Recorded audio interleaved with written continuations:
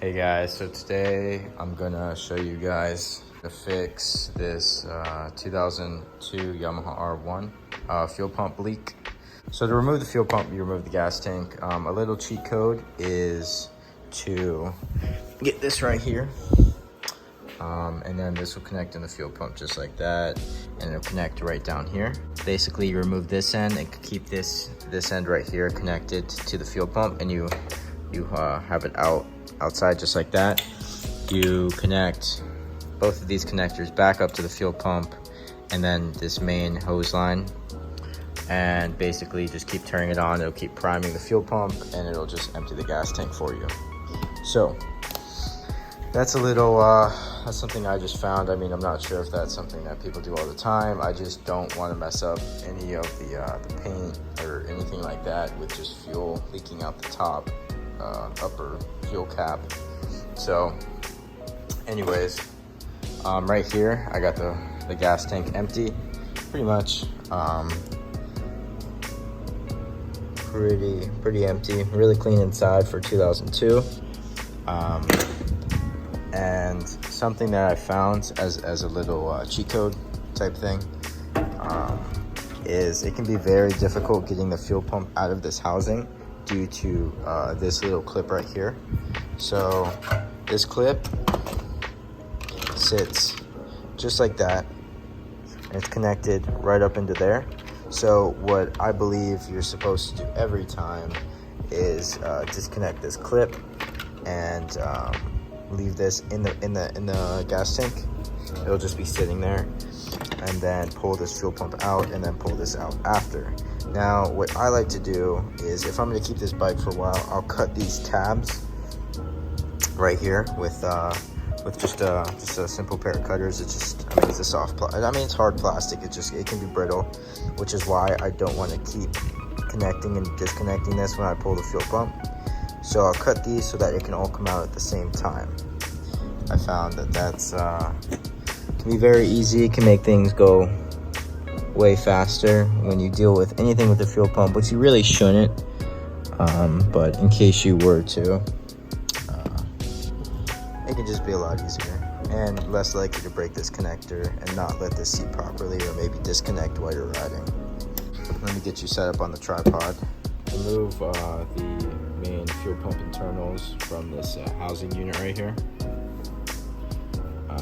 Basically, you just have these tabs right here along the entire fuel pump, and there'll be a few O-rings down inside of there that you'll have to kind of pull out. So it may take a little bit to do. So I usually do it by hand as much as I can, because this can be pretty delicate. Basically, you just want to go around, pop in all these pins, just like that.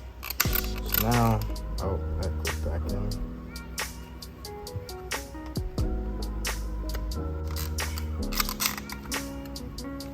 All right, there we go. That's the last one, and there. So now we have access to fuel filter.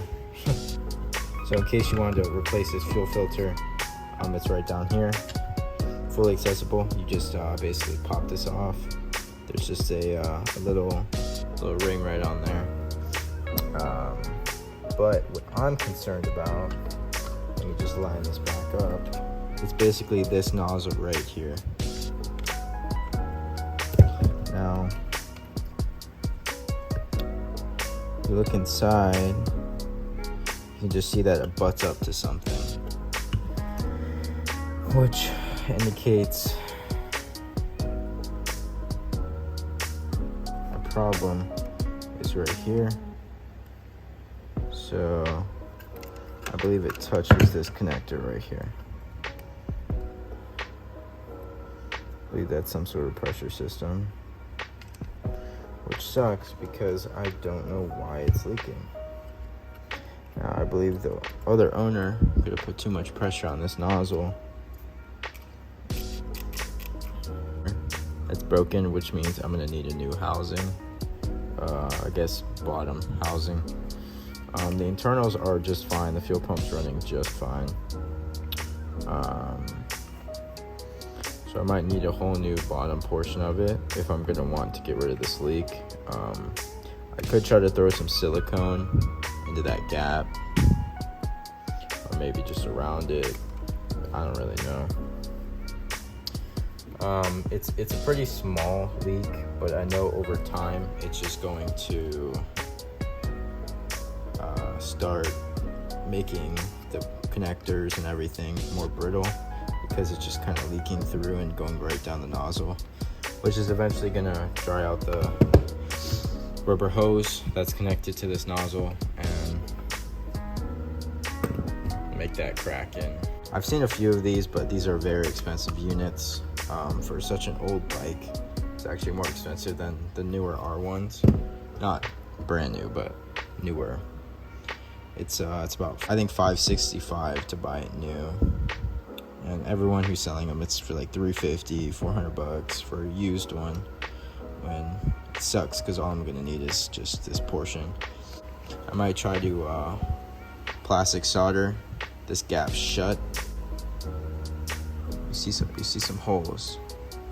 So the gap right there might actually be important for maybe releasing some sort of pressure or something. But those holes in there is where it's leaking from. So maybe there's too much pressure going on inside the gas tank. It could be resulting in this receiving too much pressure and starting to leak through the gaps. I don't know, but I was really hoping that was just a little rubber O-ring, but it was not. So now I have the luxury of reassembling this and putting fuel back in, just like that. So now, because I snapped those little prongs, it drops right in and comes right out, and comes right out. But they're not there anymore, so I haven't had any problem doing that to any bike that I've had. So there's that. Then this will just drop right over it, and that'll be it. Alright, so make sure when you're tightening these, you go crisscross, so diagonals. But yeah, so we're gonna get this back on the bike. I guess I'll try to find another solution another time, but I won't put fuel in it, just so in case I find it what I need, then I won't have to drain it again. Alright, so what I like to do, which makes things easier, I just take a piece of wood, get up underneath here, prop the wood right up against something, which I usually use this little indentation on the air box. And now I can work under here and get everything connected up and seated properly without having to try to hold the gas tank. So that's how you know.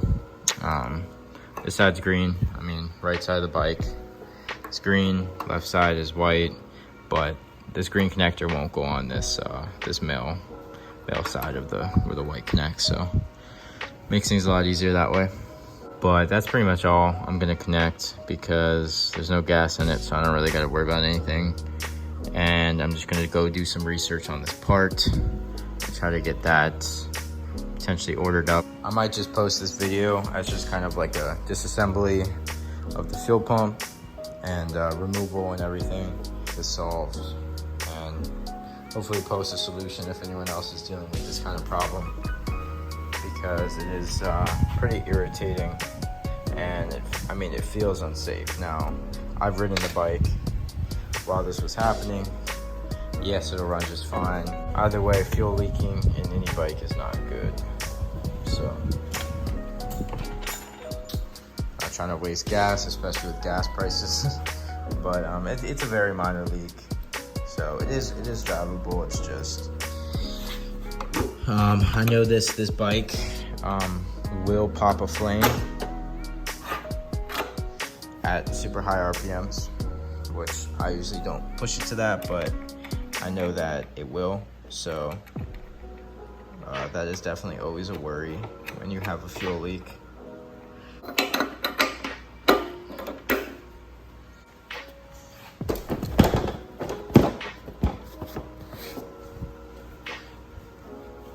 But for any of you that haven't made any videos with this bike yet, I have recorded a few, but previously on my channel, I had been riding a 2003 Yamaha R1 that had red wheels and was almost the same color, just a little bit lighter. It was a lighter gray all around, all the fairings I painted.